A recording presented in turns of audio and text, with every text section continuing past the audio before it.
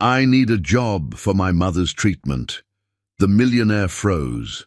The 21-year-old girl looked exactly like the woman he lost 2 decades ago. Hi, my beautiful family. May the Almighty bless you beyond measure. Fill your heart with peace, your days with hope, and your nights with comfort. May every burden you carry be lifted, and may love surround you always. Amen. If you're here with me now, please comment present. And if you feel the love and connection, comment, I am with Mr. Peter. I want to be honest with you. After working 24 hours straight, the last story I posted was only 3 minutes long and had background noise. I'm truly sorry for this mistake and promise to do better. Thank you from the bottom of my heart for your endless love and support. You are my strength and my family. The mahogany doors of Brin Industries swung open with barely a whisper, but the sound might as well have been thunder for how it shattered Larry Brin's world. He sat behind his imposing desk on the 42nd floor, Manhattan sprawling beneath him like a conquered kingdom, yet feeling emptier than the day he'd built this empire. The morning interviews had blurred together, eager faces seeking employment, rehearsed answers about career goals, the usual dance of corporate hiring. At 43, Larry had perfected the art of looking interested, while his mind wandered to spreadsheets, board meetings, and the endless machinery of wealth that had consumed 2 decades of his life. Mr. Brin? His assistant Evelyn Reed's voice carried its usual professional warmth. Your 11:30 appointment is here, Jill Kelly. Larry barely glanced up from the resume in his hands. Another recent graduate, probably fresh-faced and optimistic, seeking an entry-level position in marketing. He'd seen thousands of them over the years. Send her in. The young woman who entered moved with an unusual grace, her posture straight, despite the obvious nervousness that radiated from her every step. She wore a simple navy blazer that had seen better days, her shoes polished but clearly purchased from a discount store. Larry began his standard greeting, lifting his eyes with practiced politeness. And then time stopped. The words died in his throat. His hands trembled so violently that the resume fluttered to the floor like a wounded bird. Those eyes, deep brown with flecks of gold, framed by lashes that cast shadows on high cheekbones, stared back at him with familiar intensity. The curve of her lips, the way she tilted her head slightly when uncertain, the graceful line of her neck, every detail was impossibly, heartbreakingly familiar. Mr. Brin? Jill's voice carried a slight accent, musical and warm. Are you all right? Nicole. The name crashed through his consciousness like a dam bursting. But this couldn't be Nicole. Nicole would be 41 now, and this young woman couldn't be older than 22. Yet the resemblance was so striking, so complete, that Larry felt 22 years of carefully constructed walls crumbling around him. Yes, I'm fine. He struggled to his feet, his legs unsteady. Please, sit down. I'm sorry, you remind me of someone. Jill settled into the leather chair across from his desk, her hands folded in her lap. That happens sometimes. People say I have one of those faces. One of those faces. If only she knew. Larry forced himself to focus on the present, on the young woman before him rather than the ghost she so perfectly resembled. Tell me about yourself, Miss Kelly. I graduated from NYU last month with a degree in business administration. Her voice carried determination wrapped in desperation. I know I don't have much experience, but I'm willing to work harder than anyone else you'll interview. I need this job, Mr. Brin. My mother, she's sick, and the medical bills... Her voice caught, and she took a steadying breath. I'll do whatever it takes. The way she said mother sent another shock through Larry's system. The pronunciation, the slight emphasis on the first syllable, exactly how Nicole used to say it when she spoke of her family in Ghana. His hands gripped the edge of his desk so tightly his knuckles went white. Your mother, he managed, his voice rougher than intended. Where is she? Ghana. Jill's eyes brightened with love and worry. She raised me alone after we moved here when I was 3. She worked 3 jobs to put me through school, and now it's my turn to take care of her. The doctors say she needs surgery, but the costs... She trailed off, perhaps realizing she was sharing too much with a potential employer. Ghana. The word hit Larry like a physical blow. Nicole was from Ghana. Nicole, who had disappeared 22 years ago with only a letter, "I love you, I will be back, my mother is dying." Larry stared at this young woman, this beautiful, determined young woman who carried herself with Nicole's grace and spoke with Nicole's accent, and felt pieces of a puzzle clicking into place with terrifying precision. The timeline was right. If Nicole had been pregnant when she left...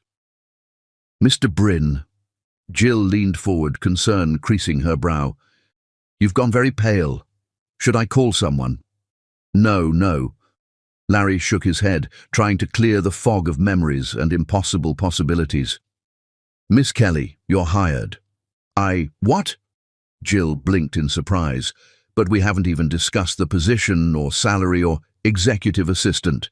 75,000 to start. Full health benefits, and I'll advance you enough to cover your mother's medical expenses." The words tumbled out before he could stop them, driven by an overwhelming need to protect this girl who could be. That's incredibly generous, but I can't accept charity." "It's not charity." Larry's voice was firm. "You'll earn every penny. I run a demanding operation here, Miss Kelly. If you're half as determined as you claim, you'll have your hands full." Tears gathered in Jill's eyes. "Thank you.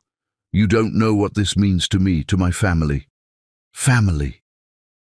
Larry wondered if he was part of that family, if this extraordinary young woman carried his DNA, his blood, his heart in her veins. The thought was both thrilling and terrifying. "Can you start Monday?" he asked. "I can start right now if you need me to." Larry almost smiled at that. The eagerness, the fierce work ethic. Whether she was his daughter or not, she had spirit. "Monday will be fine. Evelyn will handle the paperwork and show you around." Jill stood, extending her hand. When Larry took it, the contact sent electricity shooting up his arm. Her grip was firm, confident, and her skin was soft and warm. "Thank you, Mr. Bryn. I won't let you down. I know you won't." After she left, Larry stood at his floor-to-ceiling windows, watching the miniature people 42 floors below navigate their lives with purpose and direction. His reflection stared back at him, silver threading through dark hair, lines around his eyes that spoke of 2 decades spent building an empire that suddenly felt meaningless. Evelyn knocked and entered without waiting for permission, a privilege earned through 15 years of loyal service. "Well, that was interesting," she said, settling into the chair Jill had vacated. "You hired her without looking at her resume, without asking about her skills or experience, and you offered her more money than we pay department heads. She's qualified. How could you possibly know that? You barely spoke to her for 10 minutes. Larry turned from the window, his expression haunted. "Evelyn, I need you to do something for me. Discreetly. I need a complete background check on Jill Kelly. Everything. Birth records, education, family history, medical records if you can get them. Everything." Evelyn studied his face with the keen perception of someone who had watched him navigate boardrooms and billion-dollar deals. "This is about her resemblance to someone, isn't it? Someone from your past." Larry moved to his desk, pulled open the bottom drawer, and withdrew a small wooden box he hadn't opened in years. Inside, yellowed with age, was a letter written in delicate handwriting on cheap paper.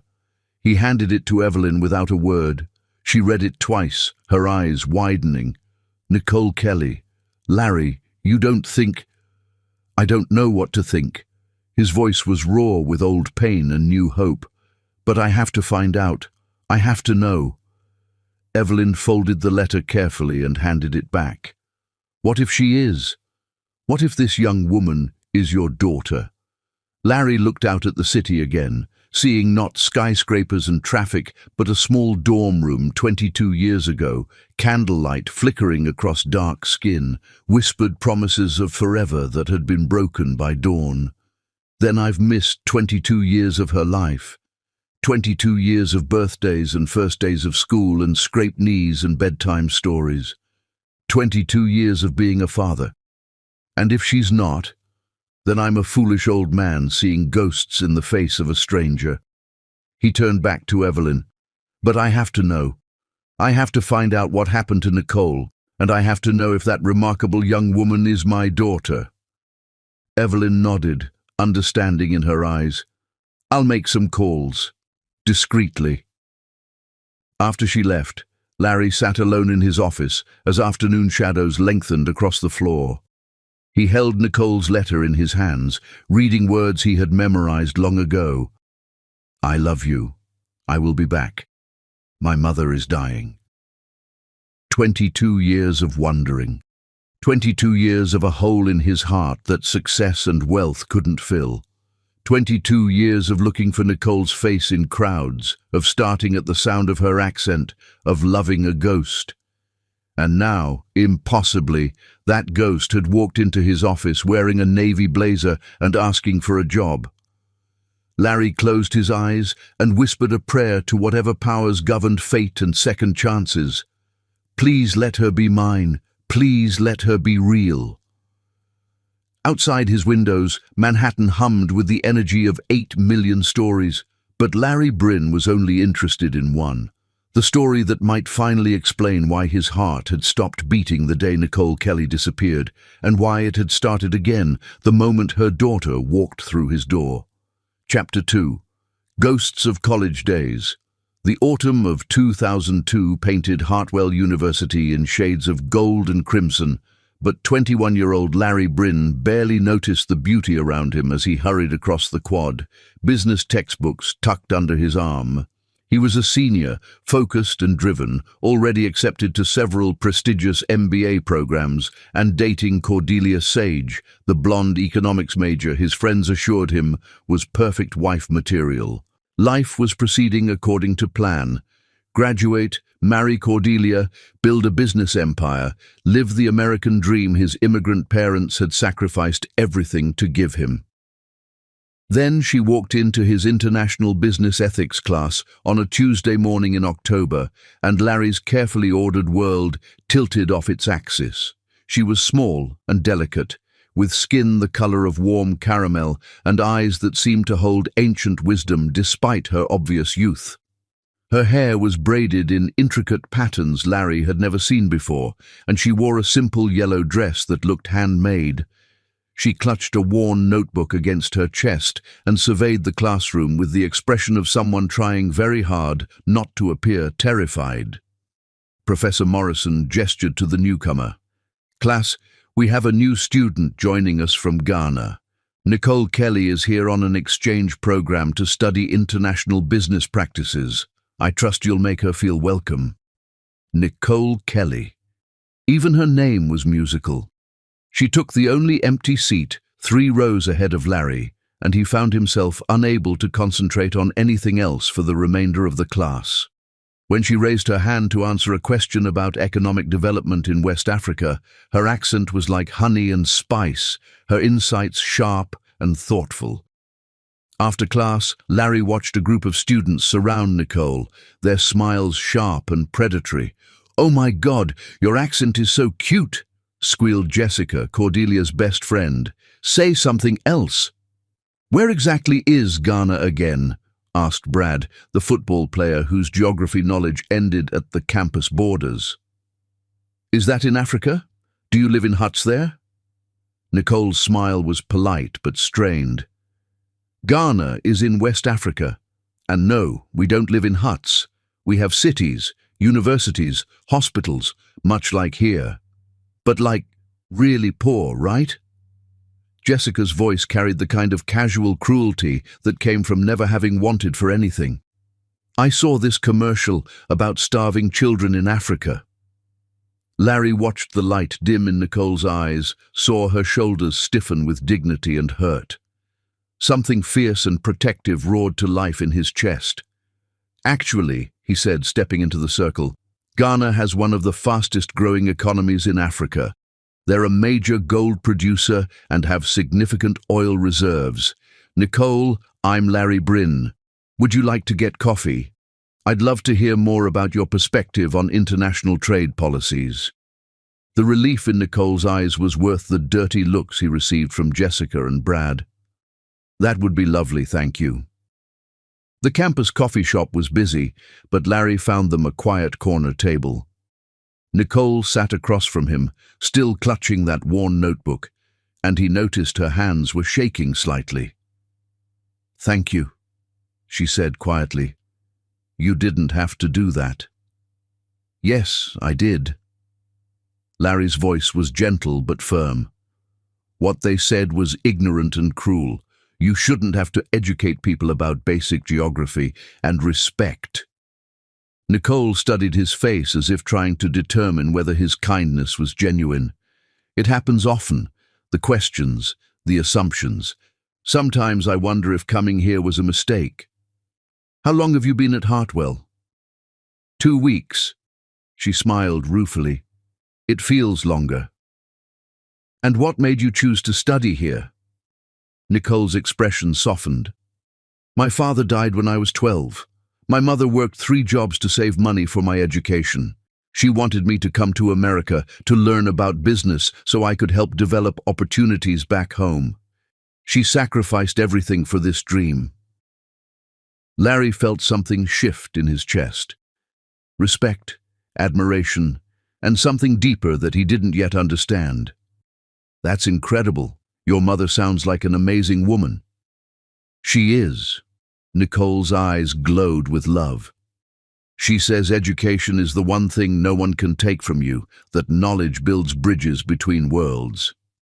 She's right. Larry leaned forward, genuinely interested. What do you want to do when you go back to Ghana? Start a business that creates jobs for women in rural areas, maybe textiles or food processing, something that uses traditional skills but connects to global markets. Her passion was evident in every word. Ghana has so much potential, but we need better infrastructure, better access to international markets. They talked for 2 hours. Nicole was brilliant, insightful, and passionate about making a difference in the world. She was also funny, with a dry wit that caught Larry off guard, and gracious in a way that spoke of deep inner strength.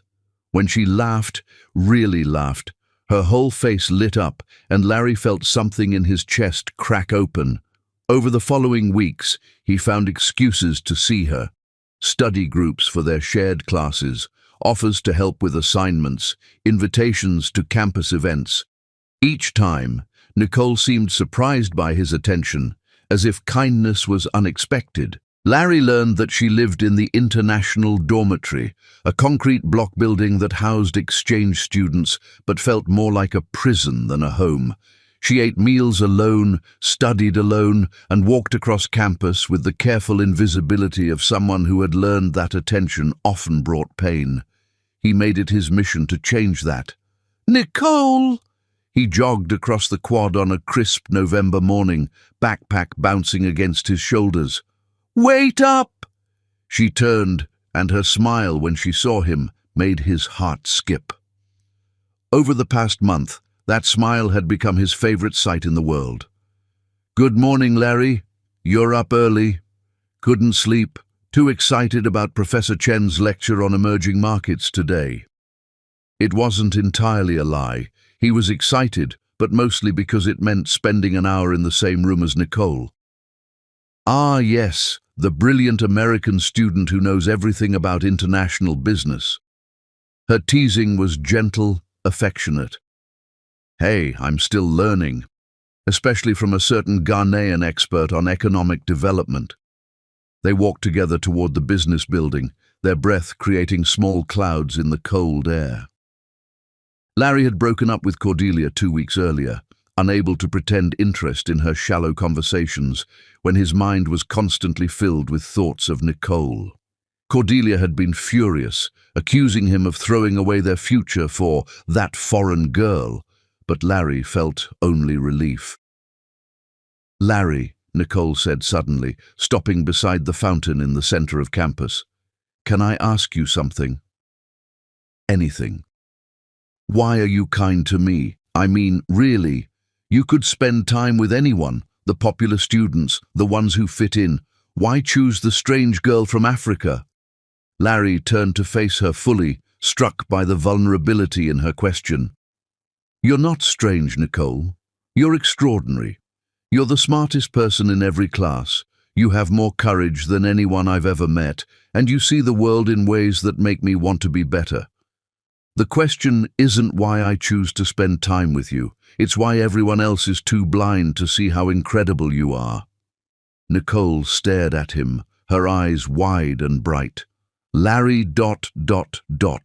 I mean it. Every word." That night, Larry found Nicole in the library, surrounded by economics textbooks and legal pads covered with her neat handwriting. She looked up when he approached, and he saw exhaustion in the shadows under her eyes. "Rough day?" he asked, settling into the chair beside her. "Long day. I'm working on my thesis proposal, the one that will determine whether I get funding to continue my research." She rubbed her temples. "Sometimes I feel like I'm trying to prove I belong here, that I'm worth the scholarship money, worth the risk they took accepting me." "Nicole." Larry reached across the table and covered her hand with his. The contact sent electricity shooting up his arm, and he saw her sharp intake of breath. "You don't have to prove anything to anyone. You earned your place here." She stared down at their joined hands. "In Ghana, I was one of the top students in my class. Here, I feel like I'm constantly swimming upstream." "Then let me help you swim." The words came out before Larry could stop them, loaded with meaning that went far beyond academic assistance. Nicole lifted her eyes to his, and in that moment, something fundamental shifted between them. The air seemed charged, electric with possibility and desire, and the terrifying recognition that they were standing at the edge of something that would change everything. "Larry," she whispered, "we shouldn't. I mean, I'm only here temporarily and you have your life planned out and forget my plans." His voice was rough with emotion. "Forget everything except this moment. Right here, right now."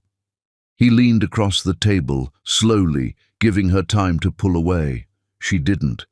Their lips met softly, tentatively, and then with growing passion as 21 years of careful control shattered like glass. When they finally broke apart, both were breathing hard. "I've wanted to do that since the first day I saw you," Larry admitted. "So have I," Nicole whispered. "But Larry, this is complicated. I'm going back to Ghana after graduation." "I know." He squeezed her hand. "We'll figure it out. Whatever happens, we'll figure it out together." That night marked the beginning of the most intense, passionate, all-consuming love either of them had ever experienced. They spent every possible moment together, studying in the library, walking through the snow-covered campus, talking until dawn about their dreams and fears and everything in between. Larry introduced Nicole to his friends, despite their obvious confusion about his choices. Nicole shared stories about Ghana, teaching Larry about her culture, her family, her hopes for her country's future. They were inseparable, two halves of a whole that had finally found each other. The prejudice didn't stop. If anything, it intensified as their relationship became public. Students whispered in hallways.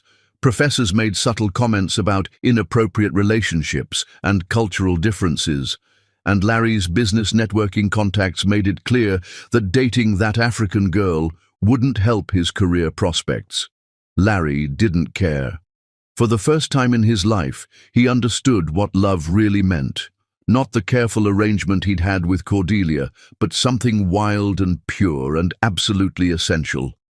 Nicole was his air, his heartbeat, his reason for being. On a snow-covered night in February, they made love for the first time in Larry's dorm room. It was tender and passionate and perfect, and afterward, as Nicole lay sleeping in his arms, Larry knew with absolute certainty that he wanted to spend the rest of his life protecting her, loving her, building a future together. "I love you," he whispered into the darkness. "Forever and always. I love you." Nicole stirred in his sleep, murmuring his name, and Larry held her closer, already making plans. He would follow her to Ghana if necessary, or convince her to stay in America. Love would find a way. It had to. 3 weeks later, Larry woke to find Nicole's side of the bed empty and cold. On his pillow lay a letter that would haunt him for the next 22 years. "My dearest Larry, I love you more than words can say, more than my heart can hold. You have been my light in a dark place, my hope when I had none. But I must go home. My mother is dying, and I cannot stay here while she needs me. I will be back, my love. I promise you that. Wait for me.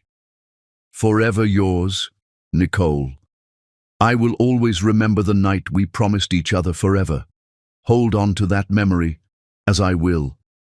Larry read the letter 20 times before the words sank in. By the time he dressed and ran to the international dormitory, Nicole was already gone. Her room was empty, cleaned out, as if she had never existed. He tried everything, calling the university's international office, contacting the Ghanaian embassy, even hiring a private investigator. But in 2003, communication with rural Ghana was nearly impossible. Mobile phones were rare, internet access limited, and Nicole Kelly seemed to have vanished as completely as if she had never existed. Now, 22 years later, sitting in his office high above Manhattan, Larry closed his eyes and remembered every detail of that last night together. Nicole's soft skin under his hands, her whispered promises, the way she looked at him as if he were her entire world. Had she been pregnant that night? Had their love created the beautiful young woman who now sat somewhere in this building, organizing his calendar and answering his phones? Larry opened his eyes and reached for his phone. "Evelyn, how's that background check coming along?" "Almost done. Larry, you need to prepare yourself. If I'm right about what we're going to find, just get me the information, please." Because if Jill Kelly was indeed his daughter, then Nicole Kelly might still be alive. And if Nicole was alive, then 22 years of heartbreak might finally have meaning. Larry Bryn had built an empire, but he was about to discover that the only treasure that truly mattered had been right in front of him all along. Chapter 3. Investigating a Heart's Mystery. 3 days after hiring Jill Kelly, Larry Bryn found himself arriving at the office 2 hours earlier than usual, his heart racing with anticipation he hadn't felt since college. He told himself it was simple curiosity. Nothing more than a successful businessman ensuring his newest employee was settling in properly. But as he watched through his office's one-way glass partition, observing Jill organize files with Nicole's precise attention to detail, Larry knew he was lying to himself. The way she tilted her head when concentrating, the graceful movement of her hands as she typed, the soft humming under her breath, a melody that tugged at memories buried so deep Larry had forgotten they existed. Every gesture was achingly familiar, like watching a ghost made flesh. "Good morning, Mr. Bryn." Jill's voice through the intercom made him jump. "I've organized your schedule for the day and prepared the Morrison contract files for your 9 o'clock meeting." "Thank you, Jill. Excellent work." Larry's voice was steadier than he felt. "Could you bring me coffee when you have a moment?" "Of course, sir." Minutes later, she knocked and entered with a steaming mug, setting it on his desk with careful precision. Larry noticed she'd somehow remembered exactly how he liked it. Black, no sugar, though he'd never told her his preference. "Jill," he said carefully, "have we met before?" "Prior to your interview." She paused, considering. "I don't think so, Mr. Bryn, though ... She hesitated, a small frown creasing her brow. "There is something familiar about you. I can't place it." Larry's pulse quickened. "Tell me about your family. Your mother in Ghana. What's her name?" "Nicole Kelly." Jill's face lit up with love and pride. "She's the strongest woman I know. She came to America for college when she was 19, but had to return home when her mother became ill." The room seemed to spin. Larry gripped his coffee mug so tightly he was surprised it didn't shatter. "She studied here?" "In America?" "Yes, at Hartwell University. She always said those were the happiest days of her life, despite the challenges." Jill's expression grew wistful. "She met someone there, fell deeply in love, but she never talks about him, just gets this sad, distant look in her eyes whenever I ask." Larry felt as if he'd been struck by lightning. The confirmation he'd been desperate for and terrified to hear, all wrapped in his daughter's innocent words, because there was no doubt now, this extraordinary young woman was his child, the product of that perfect night when he and Nicole had promised each other forever. "Mr. Bryn," Jill's voice seemed to come from far away. "You've gone very pale again. Are you feeling all right?" "Yes, fine. Just tired." Larry forced himself to focus. "Your mother, is she happy in Ghana?" Jill's smile faltered. "She says she is, but I see the sadness in her eyes. She's never married, never even dated anyone seriously. It's like part of her heart is somewhere else, waiting for something that will never come." The words hit Larry like physical blows. Nicole had been waiting, just as he had been waiting. 22 years of parallel heartbreak, of two people loving each other across an ocean of silence and separation. "She sounds like a remarkable woman," Larry managed. "She is. Everything I am, I owe to her." Jill straightened her shoulders. "Which is why I have to succeed here, Mr. Bryn. I have to earn enough to bring her to America for the surgery she needs." "What kind of surgery?" For the first time since he'd met her, Jill's composure cracked. Her eyes filled with tears she fought to contain. "She's been in a wheelchair for 22 years. An accident when I was a baby. She lost both her legs, but she's never let it slow her down, never complained, never asked for pity. She just adapted and kept moving forward for my sake." Larry's world tilted. Nicole was disabled. The vibrant, graceful woman he'd loved had been confined to a wheelchair for over 2 decades, and he'd never known. The guilt and sorrow crashed over him in waves so powerful he couldn't breathe. "Mr. Bryn!" Jill was beside him in an instant, her hand on his shoulder. "Should I call someone? You look like you're having a panic attack." "No, I'm—" Larry struggled to regain control. "I'm fine. Just processing some difficult news of my own.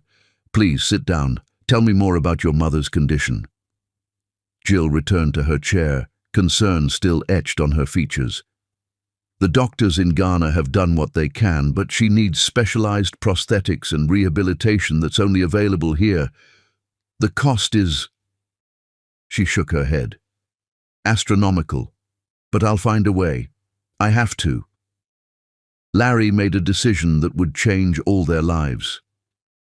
"What if I told you there might be another way? That perhaps someone from your mother's past, someone who cared about her very much, might want to help?" "I don't understand." "Your mother's time at Hartwell University, the man she fell in love with. What if he never stopped looking for her? What if he spent 22 years wondering what happened to the woman he loved more than life itself?" Jill stared at him, understanding beginning to dawn in her eyes.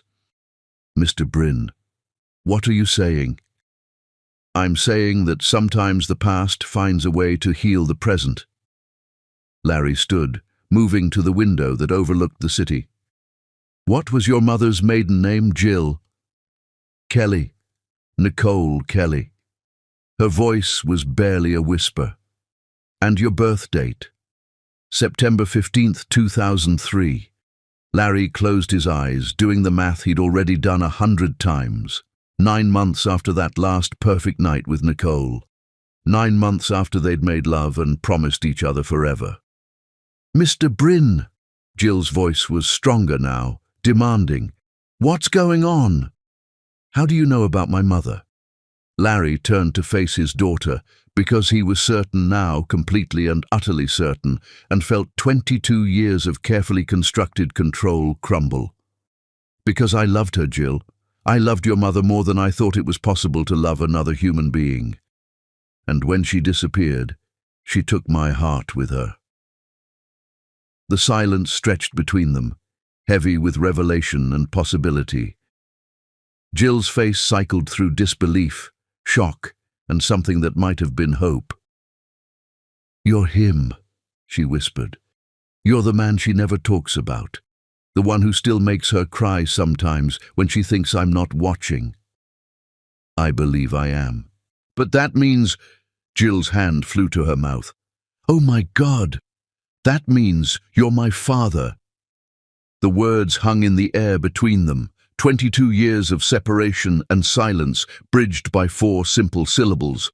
Larry nodded, tears he hadn't shed in decades threatening to fall. "I think so, yes. I hope so." Jill stood slowly, as if in a dream. All these years she told me my father was someone special, someone who would have loved me if he'd known I existed. She said he was kind and brilliant and passionate about making the world better. She said that. Every night when she tucked me in, she would tell me stories about this amazing man who would have read me bedtime stories and taught me to ride a bike and been proud of every A on my report card. Jill's voice broke. "She made me love you before I ever knew who you were." Larry couldn't hold back the tears any longer. 22 years of missed birthdays, first steps, scraped knees, and bedtime stories crashed over him. 22 years of being a father without knowing it, of loving a daughter he'd never met. "I'm so sorry," he whispered. "I'm so sorry I wasn't there."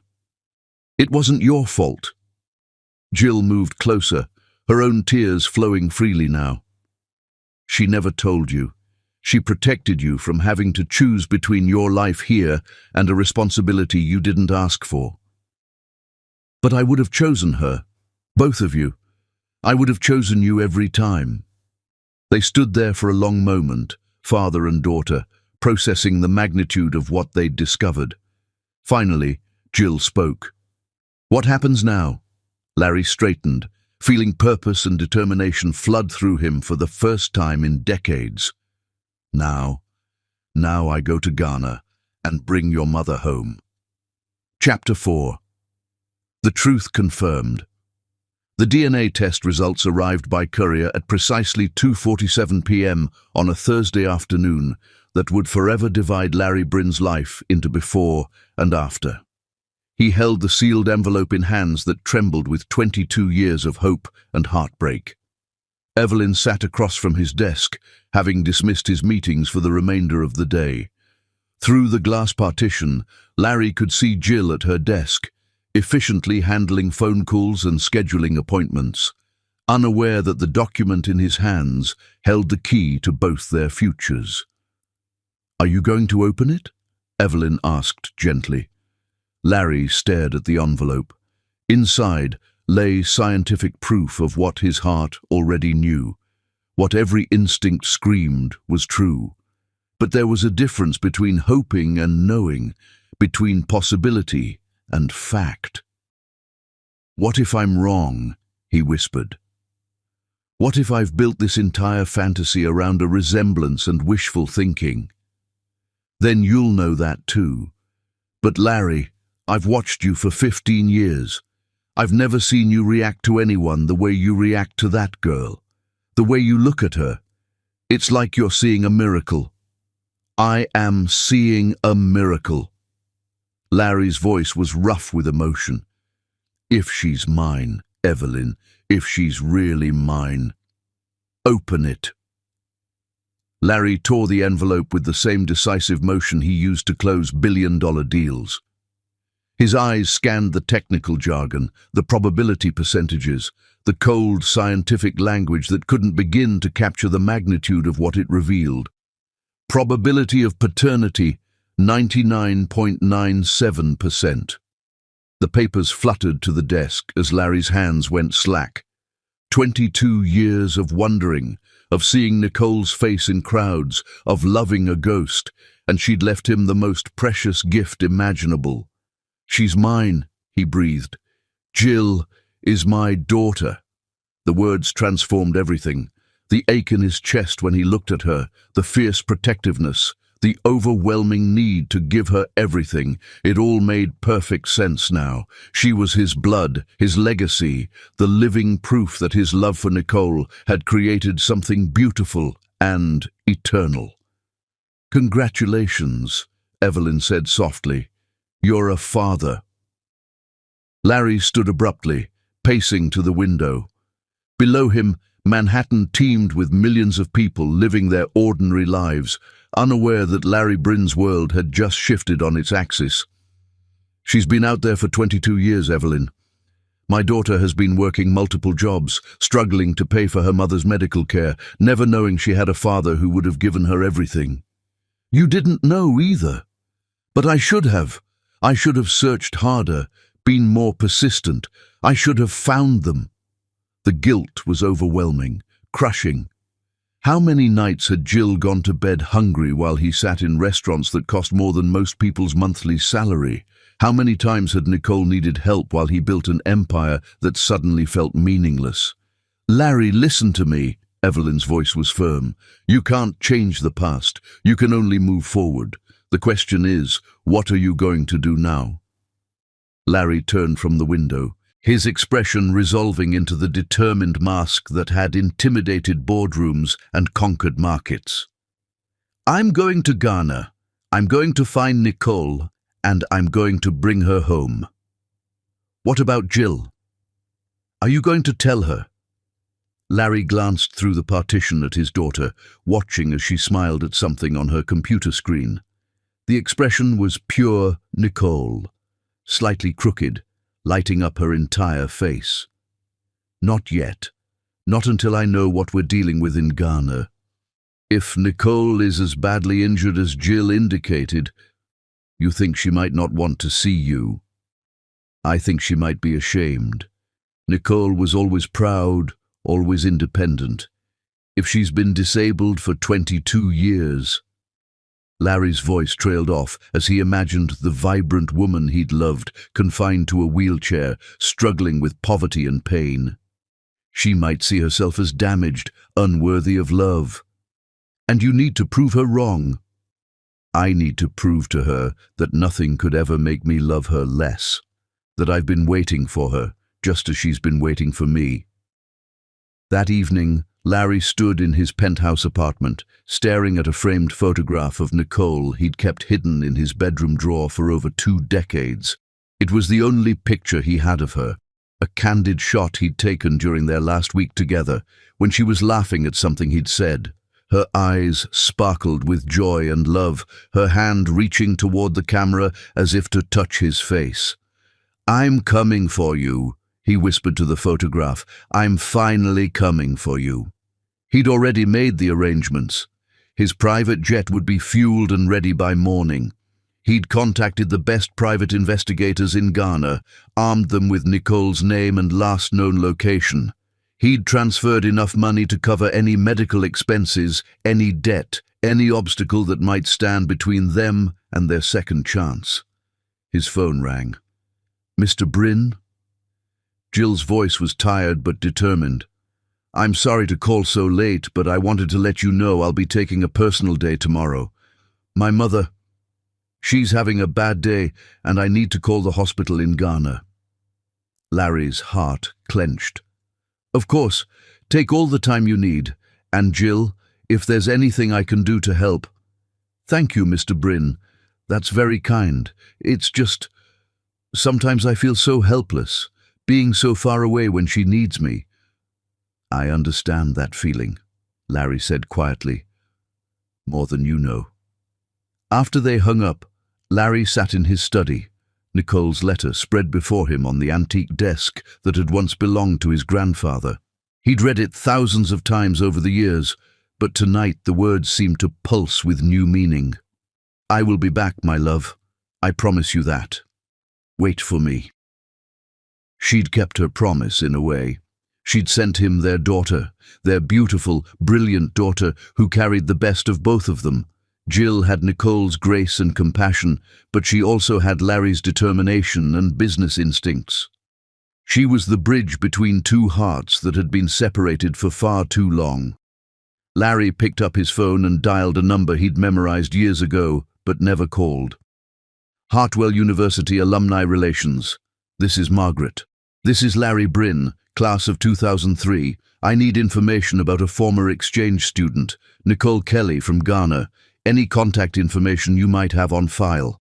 "I'm sorry, Mr. Bryn, but we can't release personal information about alumni without proper authorization. This is a family emergency. Nicole Kelly is the mother of my child, and I need to reach her." There was a pause. "I'll transfer you to our International Student Services office. They might be able to help." 20 minutes and 3 transfers later, Larry had a lead. Nicole had maintained contact with Hartwell for several years after leaving, updating them on her address and activities. The last communication was from 2010, but it included a postal address in a small town outside Accra. It wasn't much, but it was a starting point. Larry spent the night making calls, pulling strings, and using every resource at his disposal. By dawn, he had a comprehensive plan. His investigators would begin searching the moment he landed in Ghana. He'd arranged for medical consultations with the best orthopedic specialists in Accra. He'd even contacted the American embassy, ensuring that if Nicole needed to travel to the United States for treatment, all the paperwork would be expedited. As the sun rose over Manhattan, painting his apartment in shades of gold and pink, Larry made one final call. "Evelyn, I need you to do something for me. Watch over Jill while I'm gone. If she needs anything at all, you make sure she gets it. And if something happens to me in Ghana, nothing's going to happen to you. If something happens, I need you to tell her the truth. About who I am, about who she is. She deserves to know she's loved, that she's never been alone." "Larry, you're scaring me. What aren't you telling me about this trip?" Larry looked out at the city where he'd built his empire, where he'd tried for 22 years to fill the Nicole-shaped hole in his heart. "I'm telling you that some journeys change everything, that some loves are worth dying for." "And some loves are worth living for," Evelyn said firmly. "Bring them home, Larry. Bring your family home." As Larry's private jet lifted off from Teterboro Airport 12 hours later, he pressed his face to the window and watched America disappear beneath the clouds. In his carry-on bag, he had Nicole's letter, the DNA test results, and a small velvet box containing the engagement ring he'd bought 22 years ago but never had the chance to give her. Somewhere over the Atlantic, flying toward the woman who'd owned his heart since he was 21 years old, Larry Bryn whispered a prayer to whatever powers governed second chances and impossible dreams. "Let her still love me. Please, God, let her still love me." Below them, the ocean stretched endlessly toward Africa, toward answers, toward a reunion that would either heal 22 years of heartbreak or destroy what little remained of Larry's faith in forever. Chapter 5. Journey to the Past. The Gulf Stream. G650 cut through African skies like a silver arrow aimed at Larry Bryn's destiny, carrying him toward a reunion 22 years in the making. Larry sat in the leather captain's chair, Nicole's faded letter spread on the mahogany table before him beside a tablet displaying satellite maps of Ghana. He'd memorized every detail of his flight plan, studied every photograph his investigators had sent from Accra, but none of it could calm the storm of emotions raging in his chest. In 18 hours, he might see Nicole Kelly again, the woman who'd owned his heart since he was 21, the mother of his child. the ghost he'd been chasing through 2 decades of empty success and hollow relationships. "Mr. Bryn?" The flight attendant's voice was respectfully quiet. "We'll be beginning our descent into Kotoka International Airport in 30 minutes. "Thank you, Sarah." Larry's voice was steadier than he felt. Through the aircraft's oval window, the landscape below had transformed from ocean blue to the rich greens and browns of West Africa. Somewhere down there, in a small town whose name he'd whispered like a prayer for the past 3 days, Nicole was living her life, perhaps thinking about the American boy she'd loved and lost, perhaps having forgotten him entirely. The thought terrified him more than any boardroom negotiation ever had. His phone buzzed with a text from Evelyn. "Jill is worried about you. She knows something's wrong but doesn't want to pry. Should I tell her anything?" Larry typed back, "Tell her I'm taking care of some old business. That everything will be clearer soon." Old business. As if 22 years of heartbreak could be reduced to such mundane words, as if the love that had shaped every decision he'd made since college was just another item on his agenda. The jet's engines changed pitch as they began their descent. Larry looked out at the sprawling city of Accra coming into view, a mixture of modern buildings and traditional structures, of wealth and poverty existing side by side. Nicole was somewhere down there, and according to his investigator's latest report, she was alive. But alive and well were 2 different things entirely. 3 hours later, Larry sat in the back of a rented Land Rover, bouncing along a dusty road that led away from Accra toward the rural district where Nicole had been traced. His driver, a cheerful man named Kwame, who spoke excellent English, had tried several times to make conversation, but Larry was too lost in memories to respond coherently. The countryside was beautiful in a way that took his breath away. Rolling hills covered in lush vegetation, small villages with colorful houses, women carrying water jugs on their heads with the same grace Nicole had once moved across the Hartwell campus. This was where she'd grown up, where she'd learned the strength and dignity that had captivated him from their first meeting. "Mr. Bryn," Kwame said, glancing in the rearview mirror, "we're approaching Aduamoa now, the village where your investigators traced your friend." Larry's heart began to pound. "How much farther? 5 minutes? Perhaps 10? The roads here are not like American highways. 5 minutes. After 22 years, 5 minutes felt like an eternity and an instant, all at once. Larry checked his appearance in the Land Rover's mirror. His normally perfectly styled hair was disheveled from the humid air, his expensive suit wrinkled from travel. He looked every day of his 43 years, marked by decades of success that suddenly seemed meaningless. Would Nicole recognize him? Would she even want to see him? The village of Aduamoa was smaller than Larry had imagined, a cluster of modest houses surrounding a central square where children played and women sold vegetables from wooden tables. Kwame navigated the narrow streets carefully, dodging goats and bicycles with practiced ease. "There," Kwame pointed to a small blue house set slightly apart from the others. "According to your men, that is where Nicole Kelly lives." Larry stared at the house. Simple concrete walls, a corrugated metal roof, a small garden where cassava and plantain grew in neat rows. It was humble, clean, and dignified, much like the woman he'd fallen in love with all those years ago. "Would you like me to wait here?" Kwame asked. "Yes, please." Larry's mouth was dry. "This might take a while." He climbed out of the Land Rover on unsteady legs, his expensive leather shoes sinking slightly into the red earth. The air was thick with humidity and the sense of cooking fires and tropical flowers. Children had gathered to stare at the strange white man in the expensive suit, their curious eyes following his every movement. Larry walked slowly toward the blue house, his heart hammering against his ribs. He carried flowers he'd bought in Accra, bright orange bird of paradise blooms that reminded him of Nicole's radiant smile. In his pocket, the small velvet box containing her engagement ring seemed to weigh 1,000 pounds. The house had a small covered porch with 2 plastic chairs and a table where medical supplies were neatly arranged. Larry's investigators had been thorough. Nicole worked as a community health volunteer, using her business education to help organize medical care for rural villages. Even disabled, even struggling with her own challenges, she was still trying to make the world better. Larry climbed the 3 concrete steps to the porch, his legs trembling.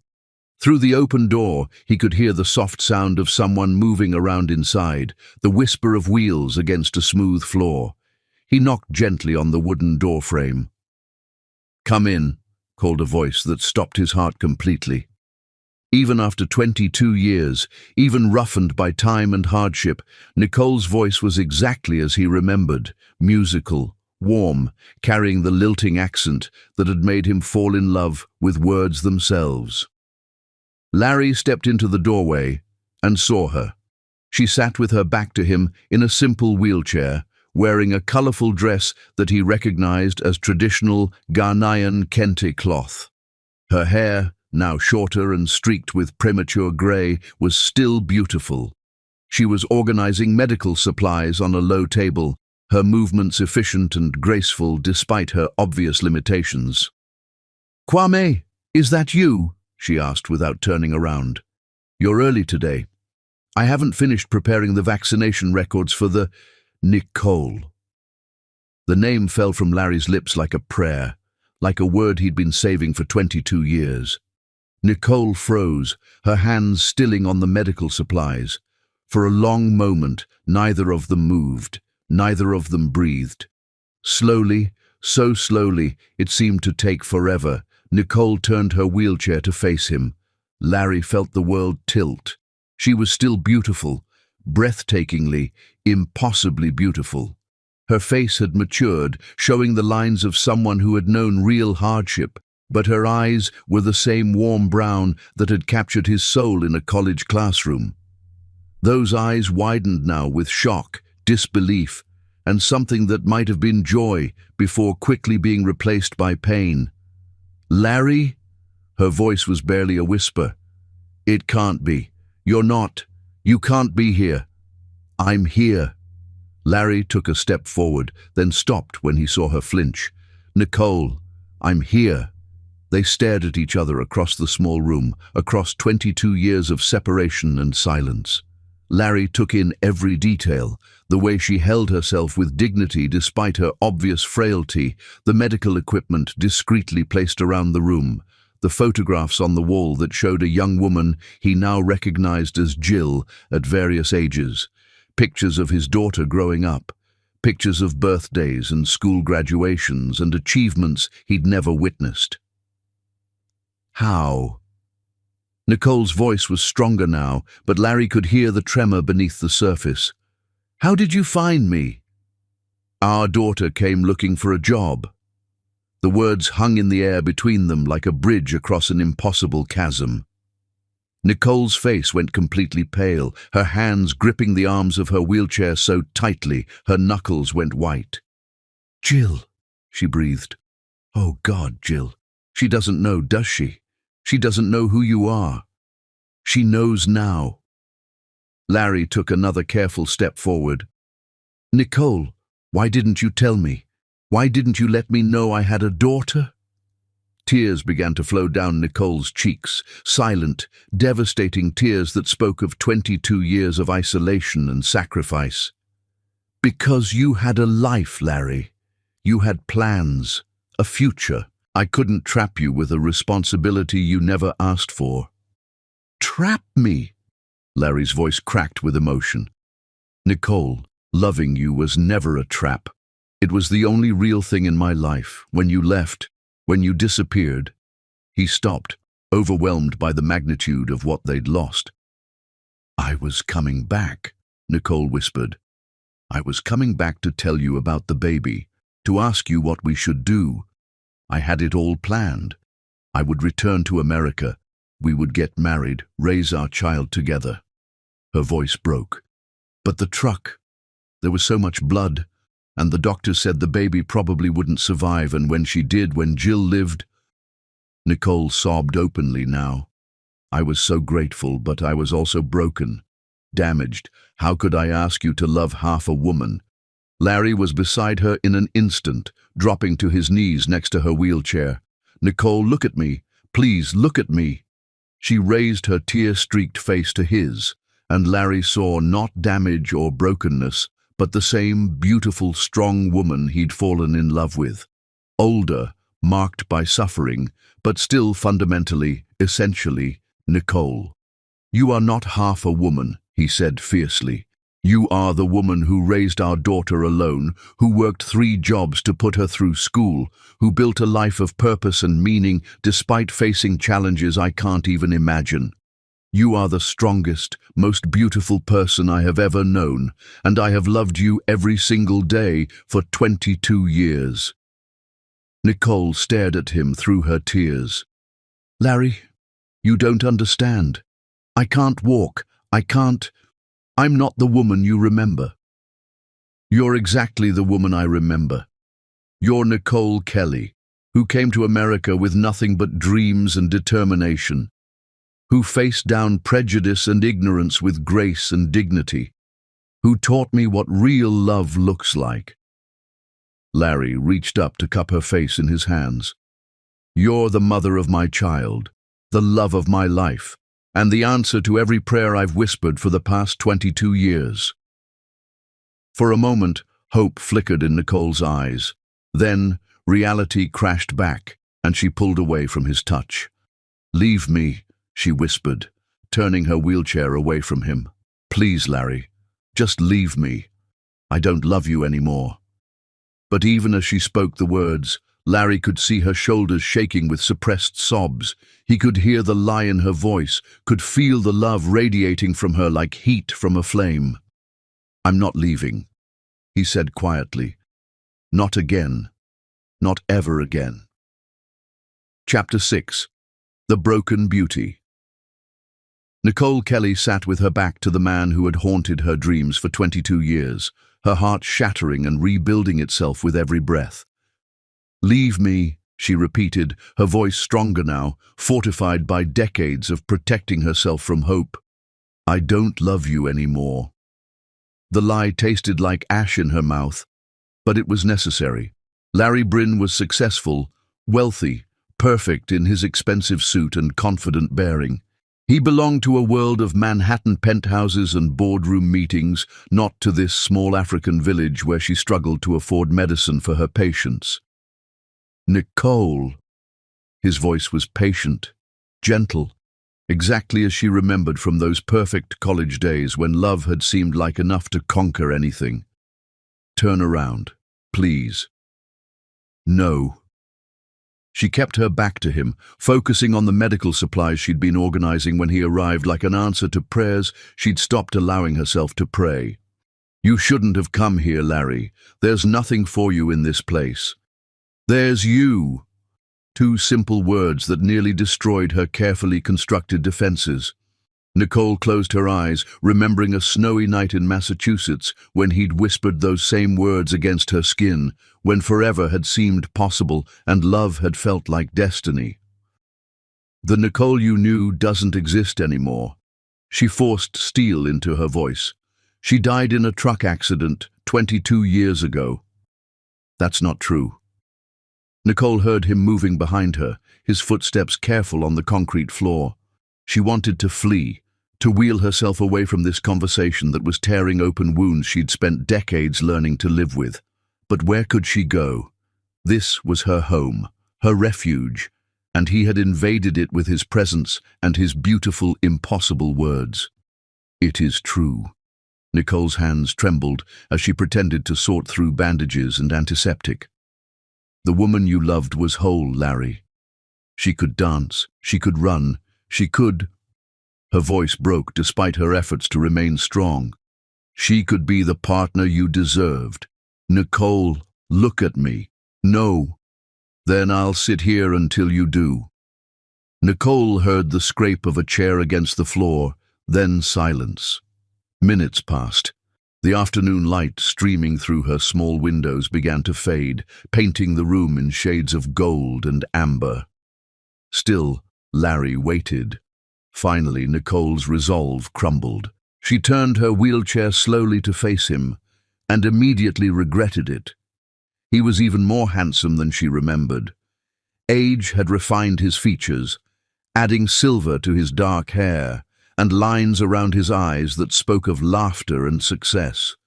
His suit was perfectly tailored, his shoes probably cost more than she made in a year, and everything about him screamed wealth and power and belonging to a world she could never be part of. But his eyes were exactly the same, brown and warm and filled with a love so deep it took her breath away. "There she is," he said softly. "There's my Nicole. I'm not your anything." The words came out harsher than she'd intended. "Look at me, Larry, really look at me." She gestured to her wheelchair, to her withered legs hidden beneath the colorful fabric of her dress. "This is what your Nicole became. This is what's left." Larry studied her face with an intensity that made her want to turn away again. But there was no pity in his expression, no revulsion or disappointment. Only love, deep and unwavering and terrifying in its certainty. "I see a woman who spent 22 years making the world better despite facing challenges that would have broken most people," he said. "I see someone who raised our daughter to be brilliant and kind and strong. I see the love of my life, just as beautiful as the day I met her." Nicole laughed bitterly. "You're delusional." "Am I?" Larry leaned forward in his chair. "Tell me about the accident, Nicole. Tell me what really happened." Nicole felt the familiar clench of panic in her chest.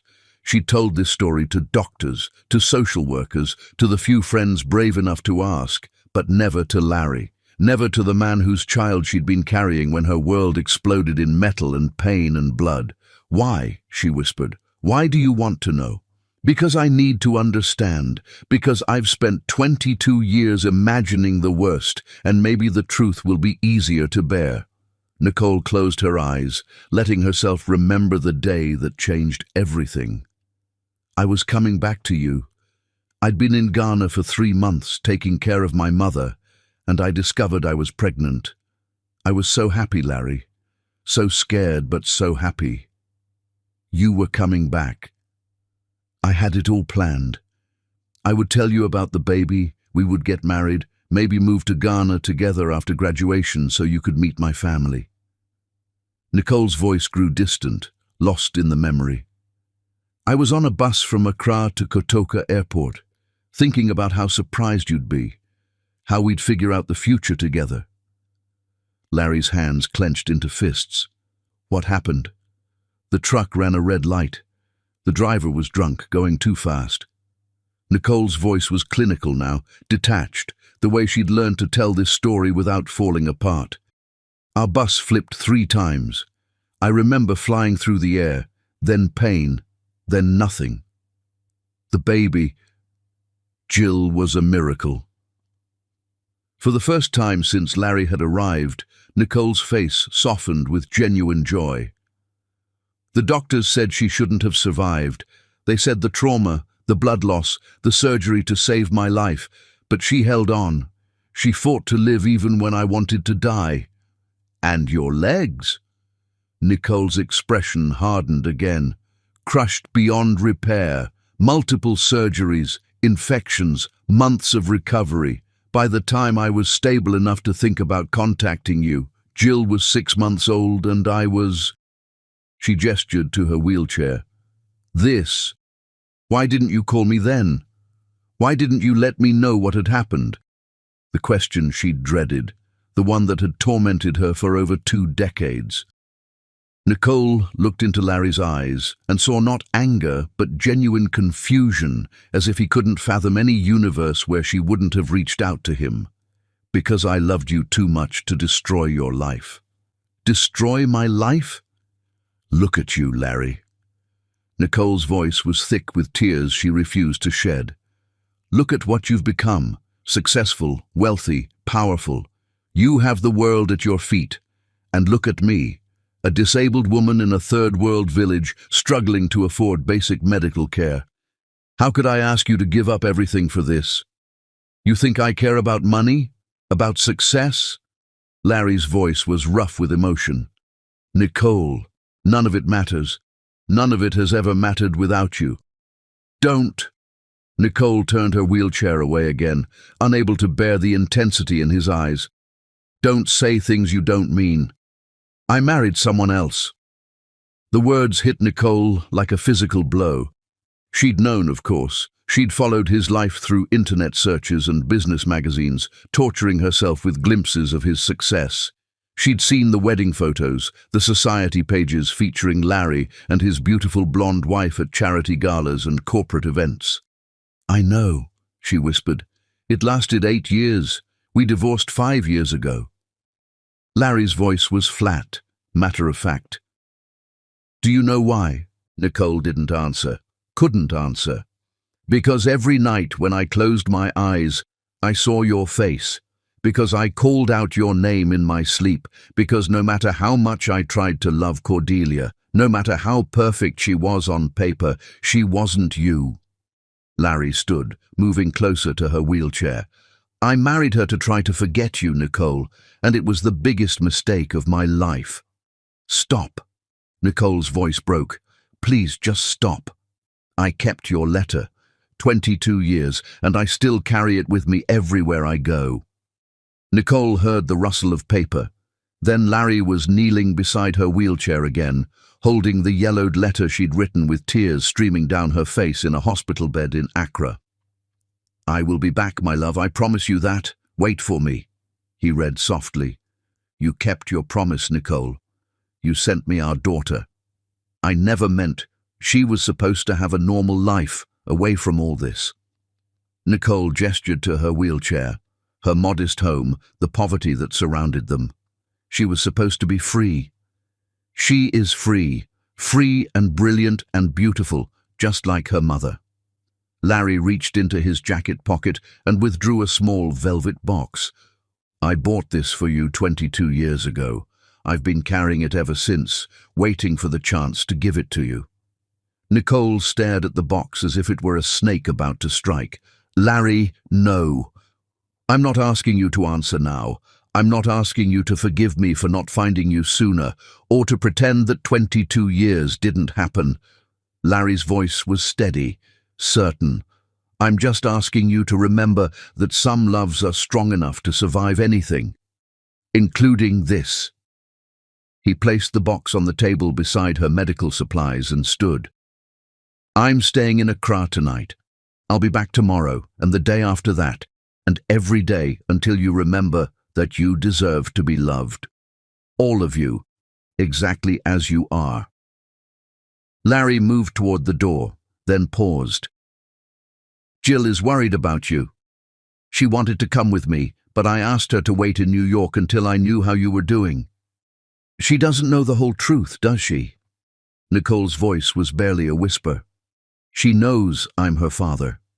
She knows I loved you enough to cross an ocean to find you.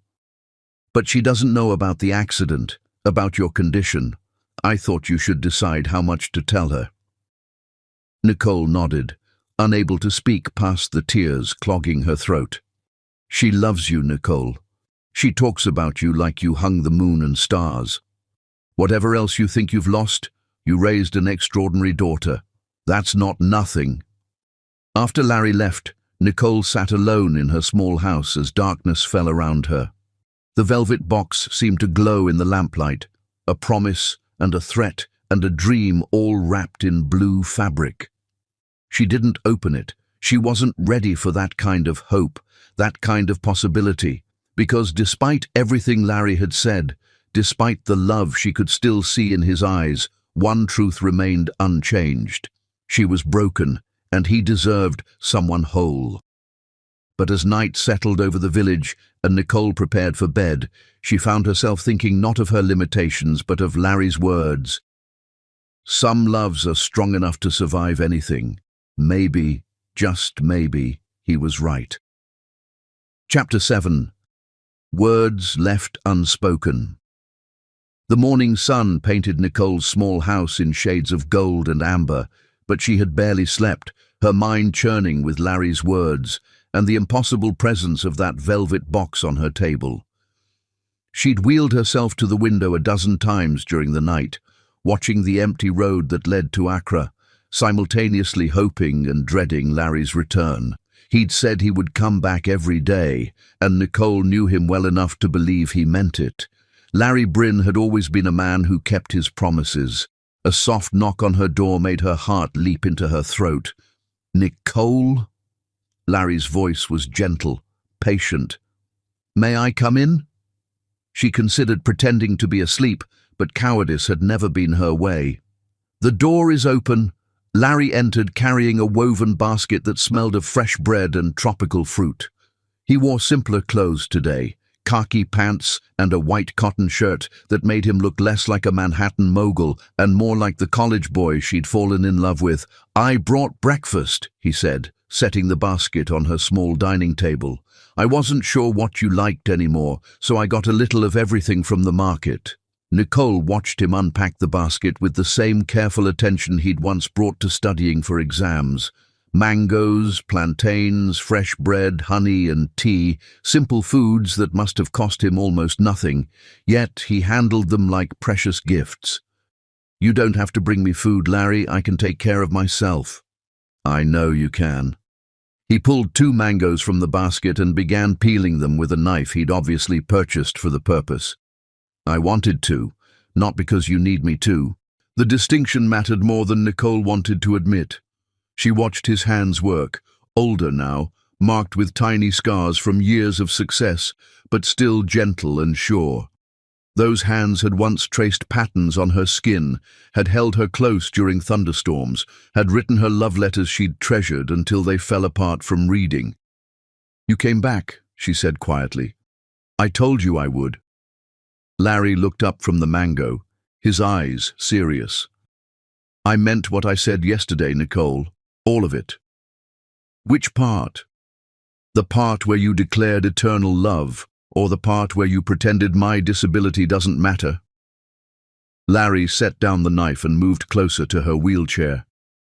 "The part where I said you're the love of my life. The part where I said nothing has changed that. Everything has changed." Nicole's voice was sharp with old pain. "Look around you, Larry. This isn't the life you signed up for when you were 21. I didn't sign up for any specific life. I signed up for you." Larry knelt beside her wheelchair, bringing himself to her eye level. "Nicole, do you remember what you told me about your father's death? About how your mother worked 3 jobs to send you to America?" Nicole nodded, confused by the change of subject. "You said she taught you that education was something no one could take away from you. That knowledge builds bridges between worlds." Larry's voice was soft, reverent. "Do you know what you taught me? I don't understand. You taught me that love isn't something you take from someone. It's something you give, freely and completely, without expecting anything in return. You taught me that real beauty comes from strength, from grace under pressure, from the choice to keep going when everything seems impossible." Nicole felt tears threatening and blinked them back furiously. "Larry, let me finish, please." Larry reached out slowly, telegraphing his intention, and when Nicole didn't pull away, he took her hands in his. "You think the accident changed you, made you less somehow. But from where I'm sitting, it revealed who you really are. The woman who raised our daughter alone, who built a life of purpose despite facing challenges that would have broken most people, who still finds ways to help others even when you're struggling yourself. That woman is extraordinary." Nicole stared down at their joined hands. Larry's skin was softer than she remembered, pampered by wealth and success, but his grip was firm and warm and achingly familiar. "You don't know what it's been like," she whispered. "The pain, the limitations, the constant struggle just to afford basic necessities. There were nights when Jill was little, and I couldn't afford both food and medicine, so I went without meals for days." Larry's hands tightened around hers. Tell me all of it." And slowly, painfully, Nicole did. She told him about the months in the hospital, about learning to navigate the world from a wheelchair while caring for an infant. She told him about the jobs she'd lost because employers didn't want to accommodate her disability, about the landlords who refused to rent to her, about the countless small humiliations and large obstacles that had shaped every day of the past 22 years. Larry listened without interrupting, his face growing more pained with each revelation. When she told him about the night Jill was 5 and asked why her mother couldn't walk like other mommies, and Nicole had locked herself in the bathroom and sobbed until her daughter knocked and asked if she was okay, Larry's eyes filled with tears. "I should have been there," he said roughly, "for all of it. I should have been there to help, to support you, to share the burden." "How could you have been?" "You didn't know. But I should have known. I should have found you." Nicole pulled her hands free, needing space to think. "Larry, you can't rewrite the past. We can't change what happened. No, but we can choose what happens next." Larry stood, pacing to her small window that looked out over the village. "Nicole, I want to take care of you. Both of you. I want to bring you to America for the surgery you need. Give Jill the opportunities she deserves. Make up for 22 years of not being there. I don't want your charity. It wouldn't be charity. It would be love." Larry turned back to her, his expression fierce with determination. "I have more money than I could spend in 10 lifetimes. What good is any of it if I can't use it to help the people I love most?" Nicole felt the familiar walls rising around her heart. "And what would you want in return? A grateful woman who can never be your equal partner? Someone you can feel noble about rescuing?" "I want my family back," Larry said simply. "I want to wake up every morning knowing you're safe and cared for. I want to help Jill plan her wedding someday, to hold our grandchildren, to grow old with the woman I've loved since I was 21 years old." The future he painted was beautiful and impossible, and everything Nicole had dreamed of during the darkest moments of the past 2 decades. But dreams were dangerous things for someone who'd learned to live with harsh realities. "What about your business? Your life in New York? You can't just abandon everything for us." "Watch me." Larry's voice was steady, certain. "I can run my business from anywhere. Technology has made the world smaller, Nicole. And honestly, what's the point of success if you have no one to share it with?" Nicole stared at him, seeing the boy she'd fallen in love with beneath the successful man he'd become. The same earnest sincerity, the same willingness to fight for what he believed in, the same beautiful stubbornness that had first drawn her to him. "You're serious," she said quietly. "Completely." Larry moved back to her side, kneeling again so they were eye to eye. "Nicole, I know this is overwhelming. I know 22 years can't be erased overnight.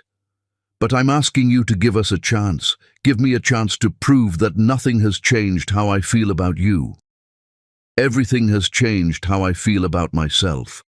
The admission slipped out before Nicole could stop it, raw and honest and more vulnerable than she'd intended to be. Larry's expression softened. "Tell me." "I used to feel beautiful when you looked at me. Confident, desirable, like I could conquer the world." Nicole's voice broke. "Now I feel broken, damaged, like half a person pretending to be whole." "Nicole." Larry reached up to cup her face in his hands, his touch gentle as a prayer. "You are the most beautiful woman I've ever seen. That hasn't changed." "How can you say that?" "Look at me. Really, look at me. I am looking at you. I see the woman who carried our child through unimaginable trauma. I see someone who spent 22 years making the world better despite facing obstacles that would have defeated lesser people. I see grace and strength and courage and beauty that goes so much deeper than anything physical." Nicole wanted to pull away, to protect herself from hope that felt too dangerous to bear. But Larry's hands on her face were warm and sure, and his eyes held nothing but truth. "I see the love of my life," he whispered. "Exactly as beautiful as the day I met her, exactly as perfect as the night we made our daughter together." This time, when the tears came, Nicole didn't try to stop them. 22 years of held-back emotion spilled over, all the grief and loneliness and desperate love she'd carried alone for so long. Larry gathered her into his arms, lifting her gently from her wheelchair to hold her against his chest. Nicole buried her face against his shoulder, breathing in the scent that was uniquely his, soap and cologne, and something indefinably warm that she remembered from their college days. "I missed you," she sobbed. "God, Larry, I missed you so much." "I know, sweetheart. I know. I missed you too." They held each other as the morning sun climbed higher, 22 years of separation slowly melting away in the warmth of an embrace that felt like coming home. Chapter 8. Daughter's Questions. 3,000 miles away in Manhattan, Jill Kelly Bryn sat at her father's imposing desk, staring at a computer screen that might as well have been written in hieroglyphics for all the attention she could pay to it. Mr. Bryn, Larry, her father, had been gone for 4 days without explanation beyond taking care of old business. Evelyn had been kind but evasive when pressed for details, and Jill's calls to his cell phone went straight to voicemail. She knew something was wrong, more than wrong. Something momentous was happening, something that involved her in ways she couldn't yet understand. The revelation that Larry Bryn was her father had turned her world upside down. 22 years of wondering about the man her mother spoke of with such love and sadness, and he'd been right here in New York all along. The coincidence felt too massive to be anything but destiny. But if Larry was her father, then where was he now, and why had he left so suddenly after dropping such life-changing news? Jill's phone rang, interrupting her spiraling thoughts. Her mother's number appeared on the screen, and Jill answered immediately. "Mama?" "Hello, my darling." Nicole's voice sounded different, softer somehow, with an undercurrent of emotion Jill couldn't identify. "How are you doing?" "I'm fine, but I'm worried about you. You sound strange. Are you feeling all right?" There was a pause, the kind of silence that spoke of words carefully chosen and discarded. "Jill, I need to tell you something about your father." Jill's heart began to pound. "What about him?" He's here, in Ghana, with me." The world seemed to tilt on its axis. Jill gripped the phone so tightly her knuckles went white. "What do you mean he's there?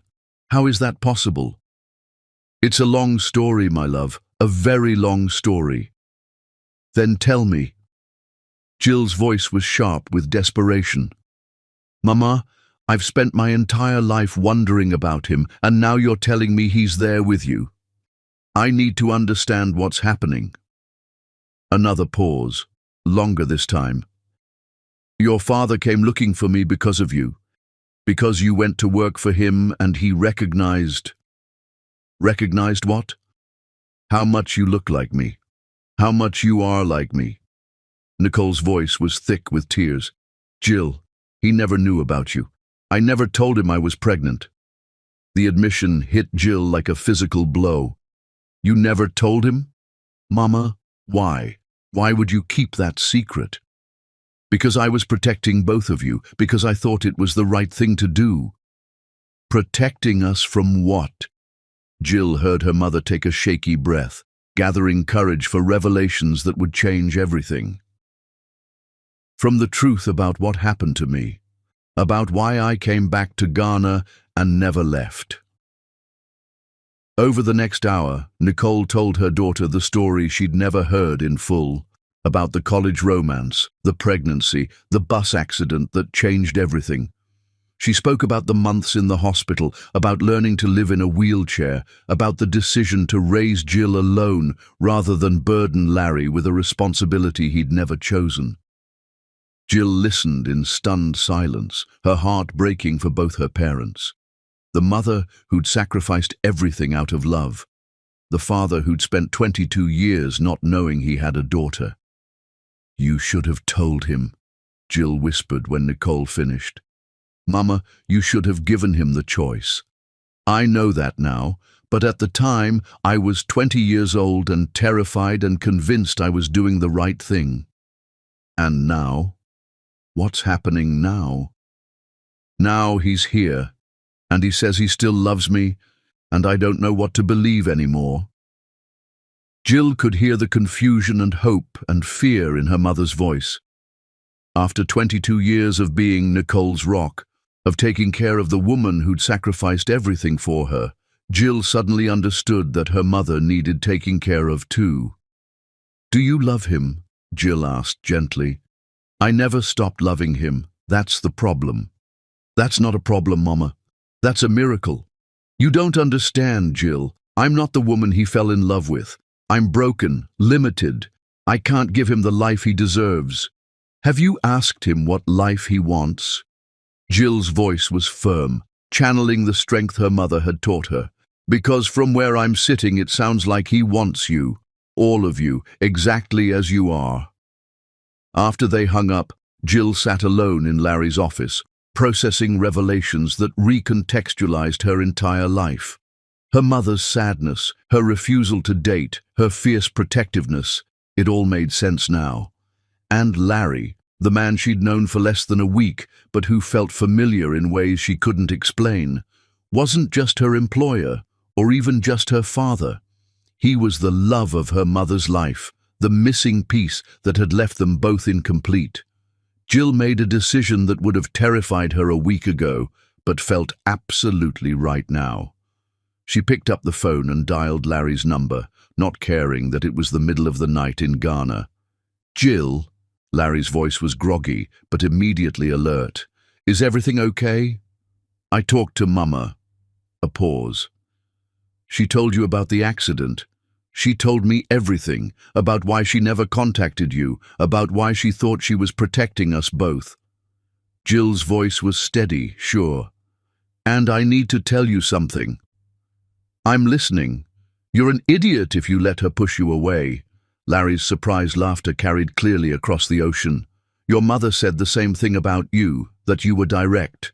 She also said you still love her, more than my own life. Then prove it."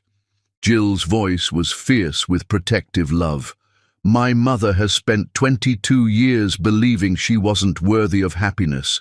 She's sacrificed everything for me, for her patience, for everyone except herself. If you really love her, don't let her nobility destroy your second chance." "Jill, I'm coming to Ghana."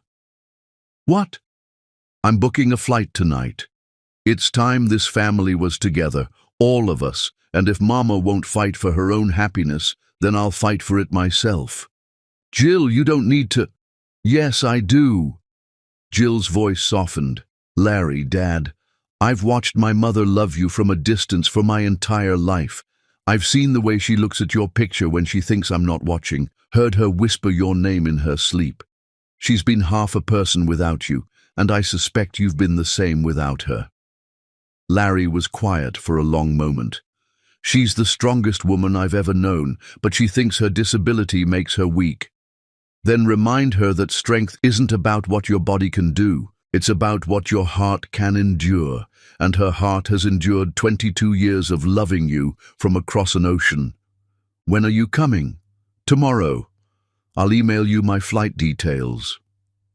After they hung up, Jill sat in the gathering darkness of the Manhattan evening, thinking about destiny and love, and the strange ways families find each other across time and distance and impossible odds.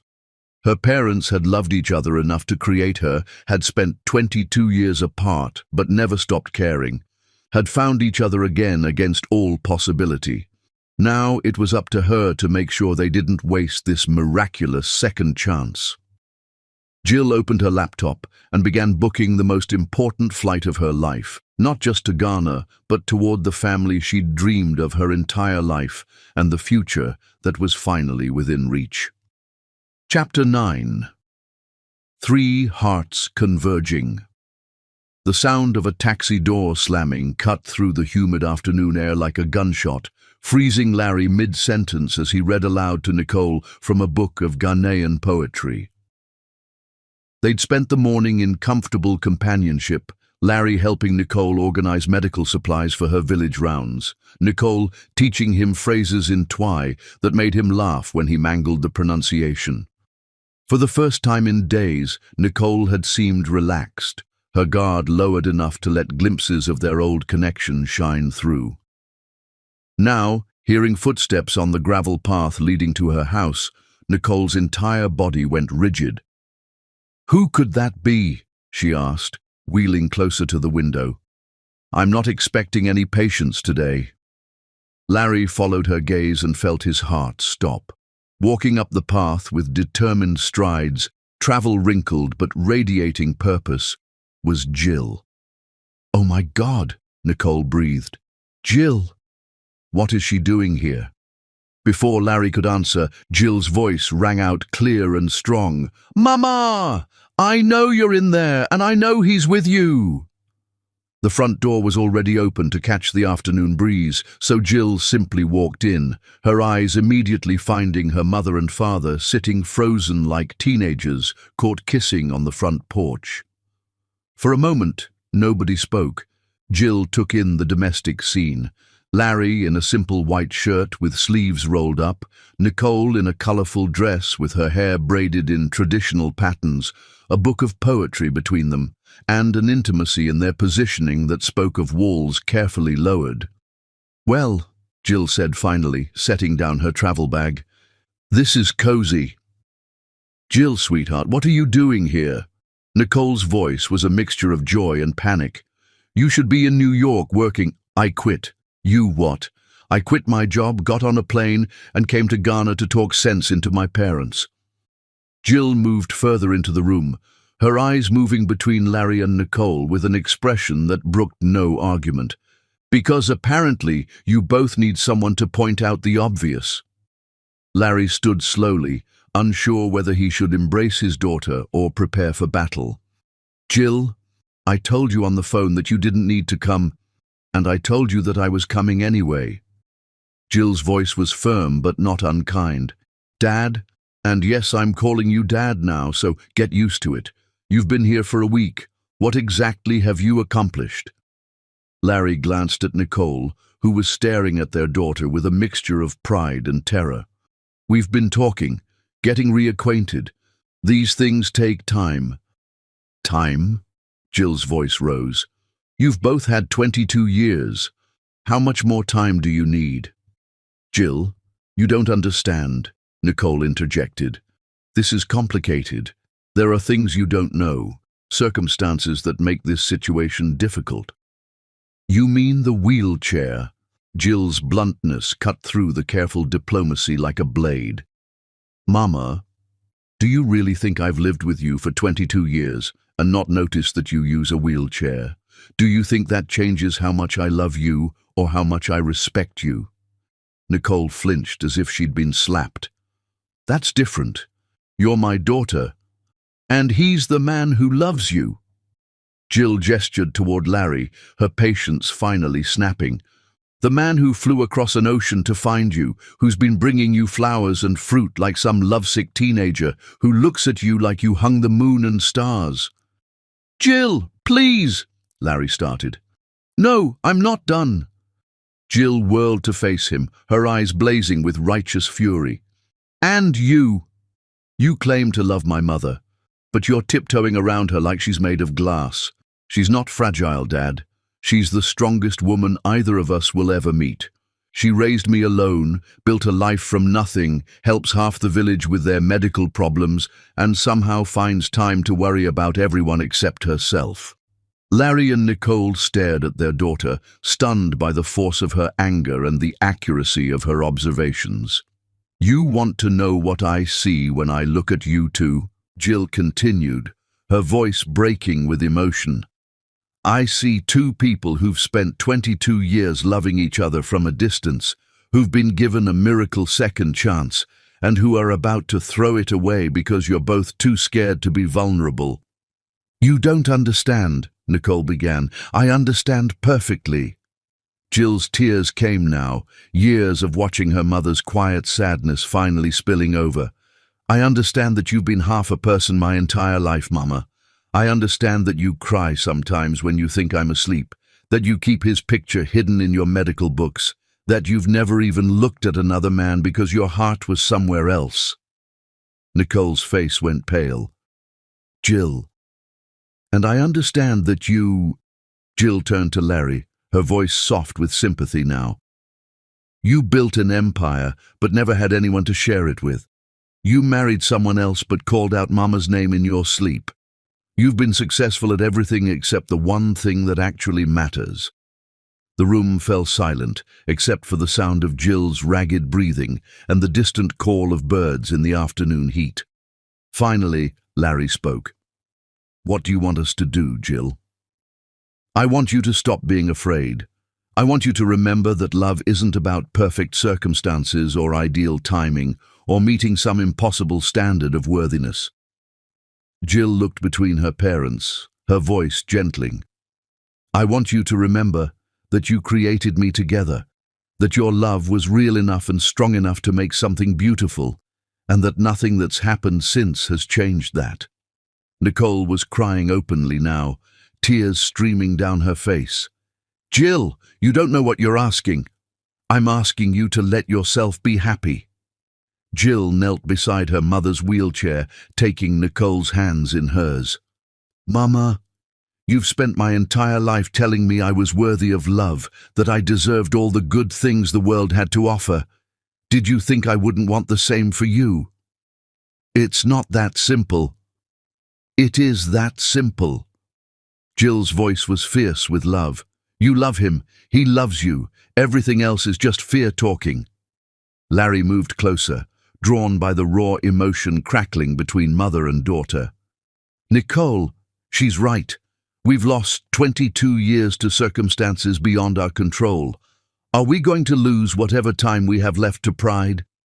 Nicole looked up at him through her tears, and Larry saw the exact moment when her carefully constructed defenses began to crumble. "Larry, I'm so scared." "Of what?" "Of hoping. Of believing this is real. Of letting myself think we could actually have a future together." Nicole's voice broke completely. "What if you change your mind? What if you wake up one day and realize what you've taken on?" Larry knelt beside Jill, so both he and their daughter were at Nicole's eye level. "Then you'll remind me why I fell in love with you in the first place, and if that doesn't work, Jill will knock some sense into me." Despite her tears, Nicole laughed. "She does seem good at that." "I learned from the best," Jill said, squeezing her mother's hands. "Mama, you taught me to fight for what I believe in. You taught me that love is an action, not just a feeling. You taught me that family means never giving up on each other." "I did teach you that," Nicole whispered. "Then trust your own lessons." Jill's voice was soft but implacable. "Trust that love is worth fighting for. Trust that you deserve happiness. Trust that some promises are strong enough to survive 22 years of separation." Larry reached into his pocket and withdrew the small velvet box that had been burning a hole there for days. "Nicole, I bought this for you when we were 21 years old. I've carried it with me every day since then, waiting for the chance to give it to you." Nicole stared at the box as if it might explode. "Larry, I'm not asking you to marry me today. I'm not asking you to make any decisions or promises you're not ready for." Larry opened the box, revealing a simple but beautiful solitaire diamond that caught the afternoon light and threw rainbows across the walls. "I'm just asking you to remember that some loves are forever, that some promises don't have expiration dates." Jill gasped, seeing for the first time the ring her father had chosen for her mother before she was even born. "Oh, Mama, it's beautiful." Nicole reached out with a trembling hand to touch the ring, as if touching a dream she'd given up hope of seeing realized. "You really carried this for 22 years? Every day, through business meetings and board presentations and my wedding to another woman, It was always there, reminding me that somewhere in the world, the love of my life was waiting for me to find my way back to her. I can't believe you kept it. I can't believe you thought I wouldn't. They stared at each other across the small space that separated them. 22 years of longing and loss and desperate love crackling in the air between them. Finally, Jill stood up. I'm going for a walk. You two need to figure this out without an audience. Jill, wait, Nicole called. Mama, I love you. Dad, I love you too. And I love the family we could be if you both stop being afraid long enough to reach for it. Jill headed toward the door, pausing only to look back. I'll be at the village market if you need me. Try not to waste any more time while I'm gone. After she left, Larry and Nicole sat in silence, the weight of their daughter's words settling over them like a blanket. She's remarkable, Larry said finally. She's right, Nicole whispered, about everything. I have been half a person without you. So have I. Nicole looked down at the ring sparkling in its velvet box, then up at Larry's face, older now, marked by time and success and loss, but still the face of the boy who'd defended her in college, who'd loved her with the fierce certainty of youth. I'm terrified, she admitted. Me too. What if we can't find our way back to what we had? Larry reached out and took her hands, marveling again at how perfectly they fit together. Then we'll find our way to something new, something better, built on everything we've learned in the years we've been apart. Nicole stared into his eyes, seeing not pity or obligation, but the same deep, abiding love that had sustained her through 22 years of separation. Ask me, she whispered. What?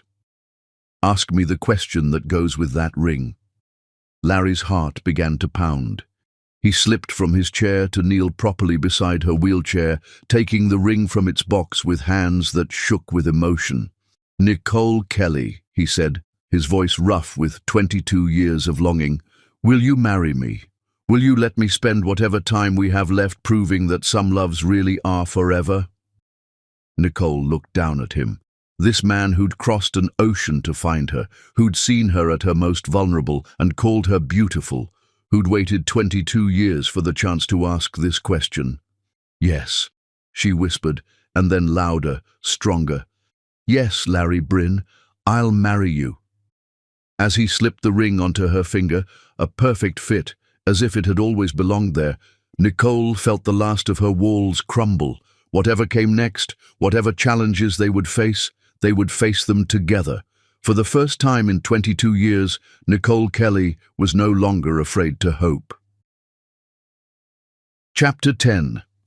Love's Final Victory. 3 days after Larry's proposal, the morning sun painted the village of Aduamoa in shades of gold and promise. But Jill Kelly Bryn sat alone on the steps of her mother's house, her heart heavy with doubt. The confrontation with her parents had achieved its intended effect. They were engaged, planning a future together, talking about bringing Nicole to America for medical treatment and starting their lives over. But something was wrong.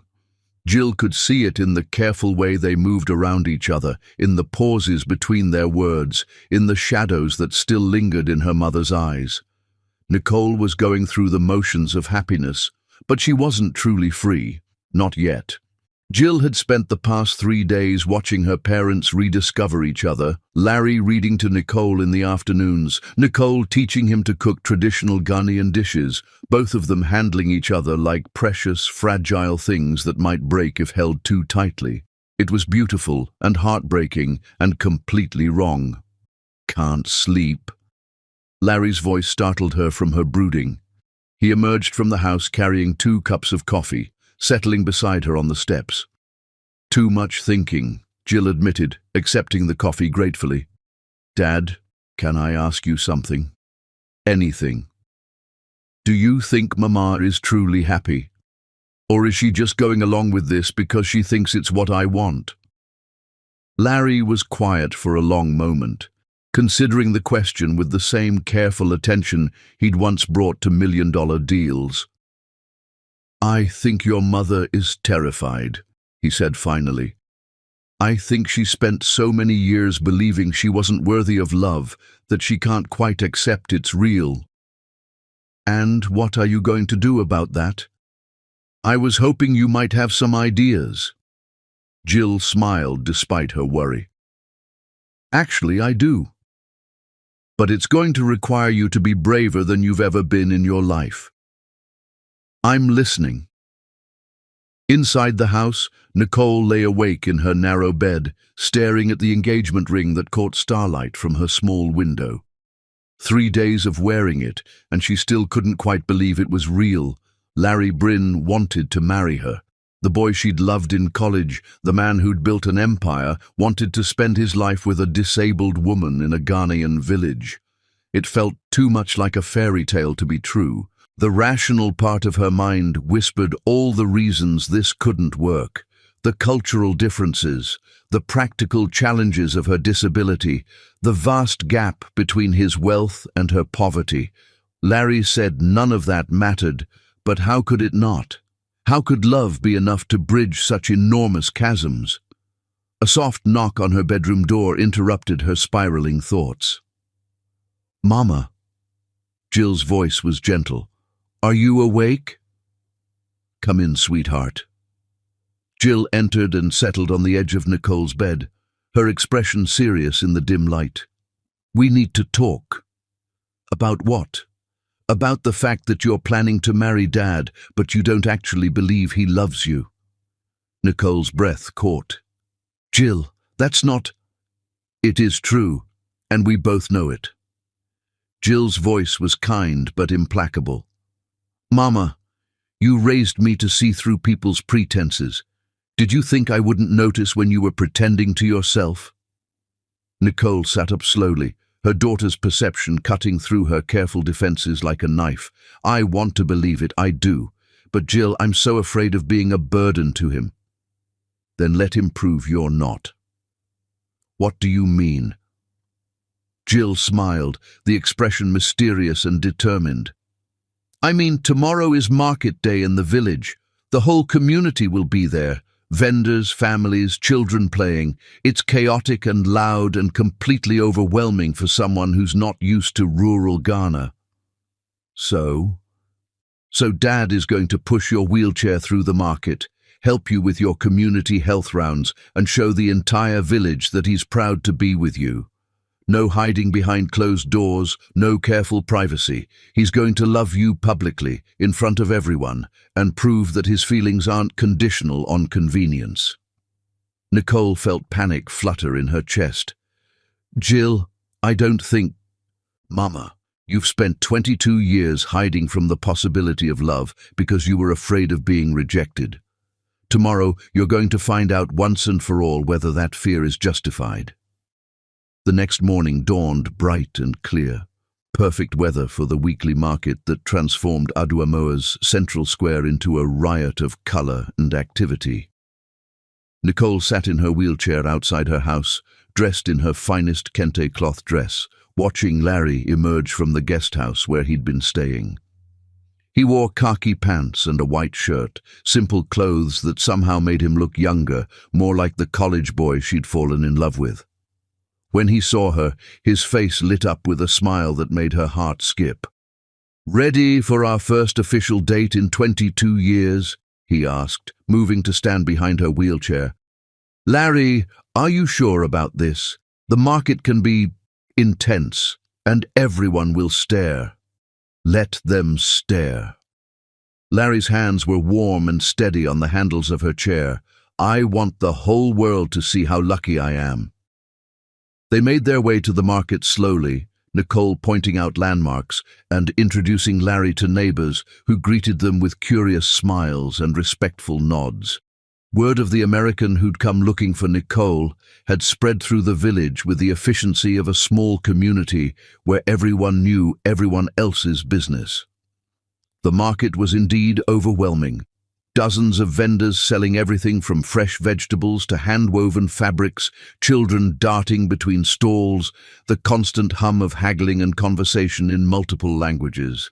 Larry navigated it all with patience and humor, stopping whenever Nicole needed to check on a patient or discuss medical supplies with a vendor. Jill watched from a distance, her heart swelling with pride as she saw her father seamlessly integrate himself into her mother's world.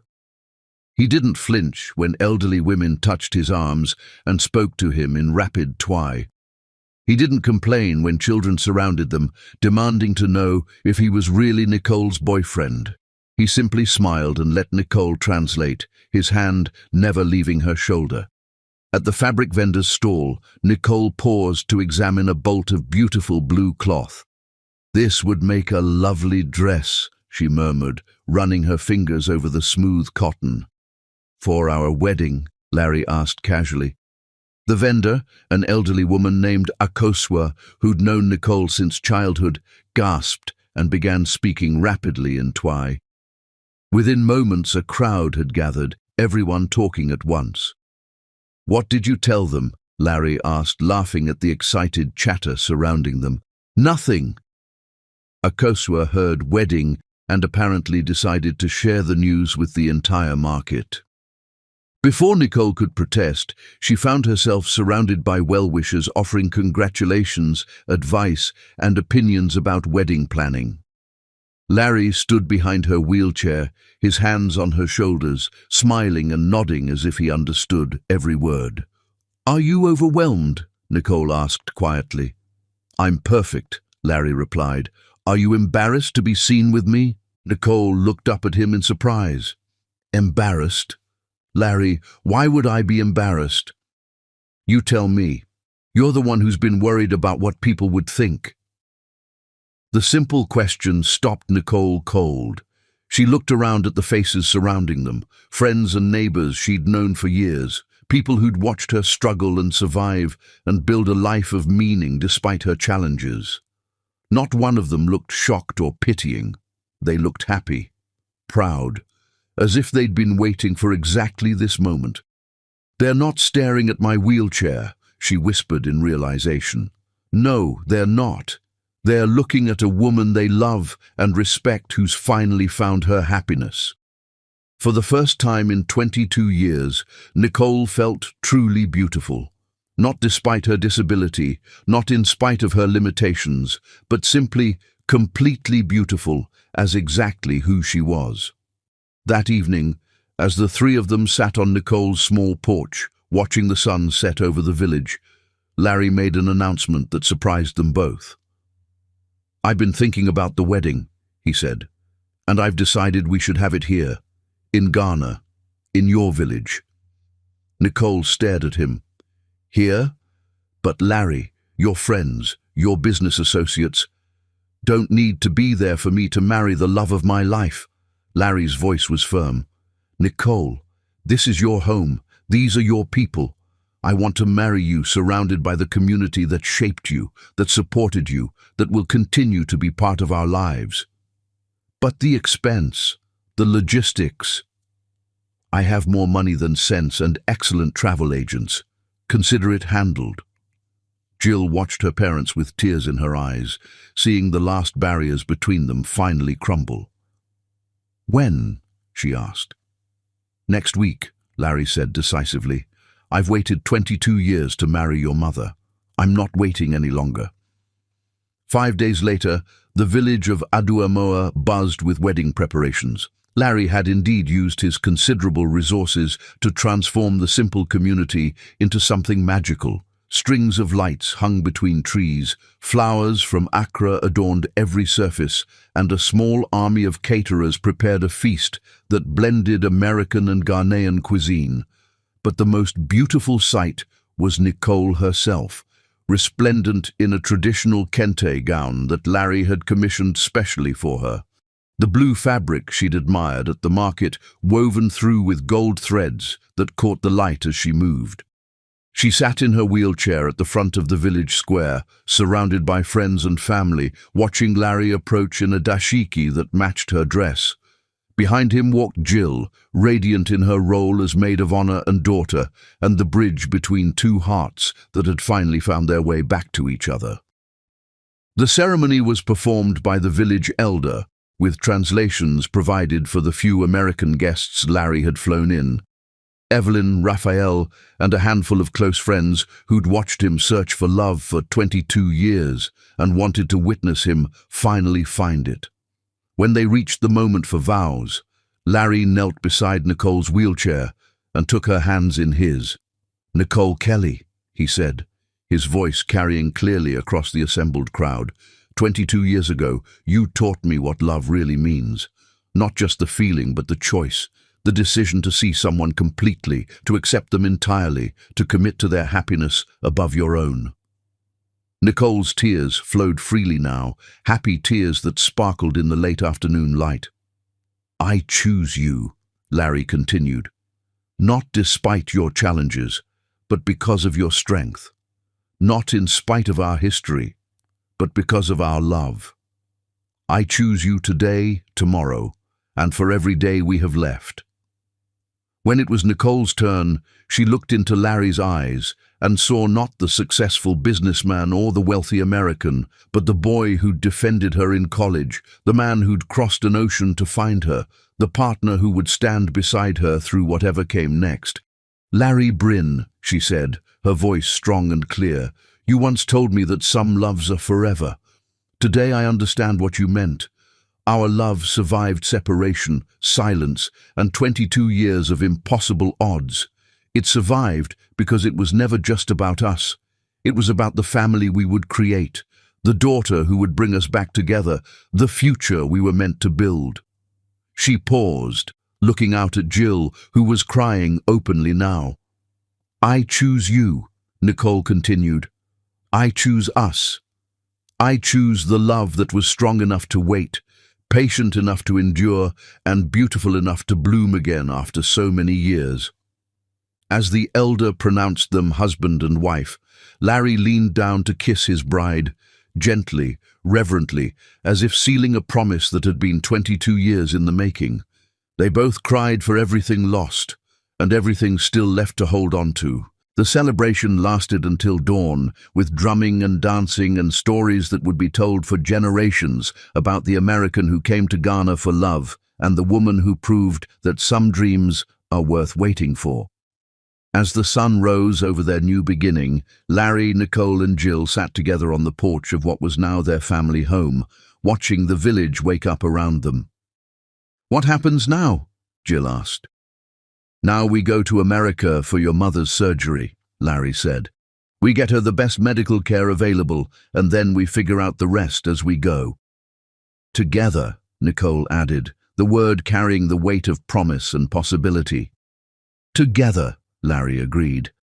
Some people praised their love story when news of the wedding reached the international press. Others laughed at the unlikely reunion, the fairy tale ending that seemed too perfect to be real. But Larry, Nicole and Jill no longer cared about outside opinions. Their story had found its ending, not in perfection, but in the choice to love completely, to forgive deeply, and to believe that some bonds are strong enough to survive anything. As Jill had said weeks earlier in that Manhattan office, love isn't about perfect circumstances or ideal timing. It's about seeing someone completely and choosing them anyway, day after day, for all the days you have. And sometimes, if you're very lucky, love chooses you back.